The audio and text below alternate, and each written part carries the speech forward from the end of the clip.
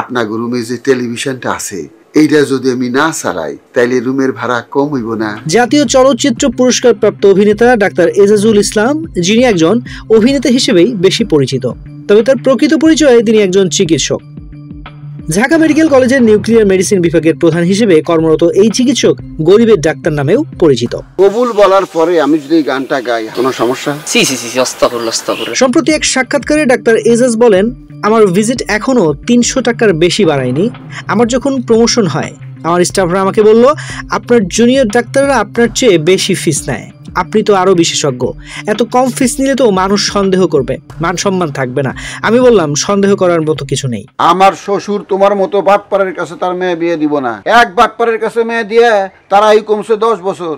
এজাজ বলেন, এরপর যখন 500 টাকা ফিস নেওয়া শুরু করলাম তখন আমার মনে হলো যে ওদের 500 টাকা দিতে কষ্ট হচ্ছে। আমি 2 দিন পর্যন্ত নিলাম, পরে স্টাফদের ডাক দিয়ে বললাম ফিস 300 টাকাই থাকবে এবং সেটা আমৃত্যু।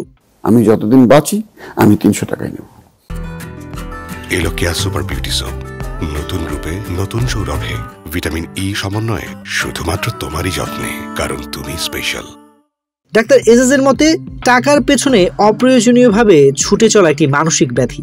এই অভিনেতা বলেন, আমি খেতে পড়তে পারি, চিকিৎসার খরচ টানতে পারি, ছেলেমেয়ের লেখাপড়ার খরচটাও আল্লাহ চালানোর সুযোগ দিয়েছেন, তো খারাপ কি? এর চেয়ে বেশি টাকার তো আমার মনে হয় না প্রয়োজন আছে। একজন মানুষ কেন এত টাকার পেছনে ছুটবে? এত টাকার কেন তার প্রয়োজন হবে? আমি মনে করি অকারণে টাকা উপার্জন করাটা একটা মানসিক রোগ।